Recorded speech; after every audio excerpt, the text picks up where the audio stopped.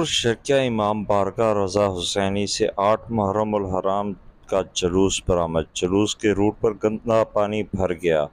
وزیر اعلیٰ پنجاب مریم نواز کے وعدے دھرے کے دھرے، عزاداروں کو شدید مشکلات کا سامنا۔ مزید وہاں پر موجود ہیں ہمارے نمائندے مفیظ الرحمان۔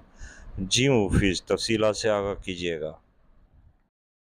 جی، اس وقت میں محلہ سلطان پورہ میں موجود ہوں، جہاں پہ سی کیٹیگری کا امام بارگاہ حسینی رضا حسینی سے جلوس جو ہے برآمد ہو چکا ہے، لیکن میرے عقب میں آپ کو جو ہے گندے پانی، سیوریج پانی کا جو ہے جوڑ نظر آئے گا، جہاں سے اس جلوس نے گزرنا ہے، جہاں سے عزاداران نے گزرنا ہے۔ لیکن بلدیہ کی نااہلی کا یہ منہ بولتا ثبوت بھی ہے کہ انہوں نے صفائی ستھرائی کا کوئی انتظام نہیں کیا۔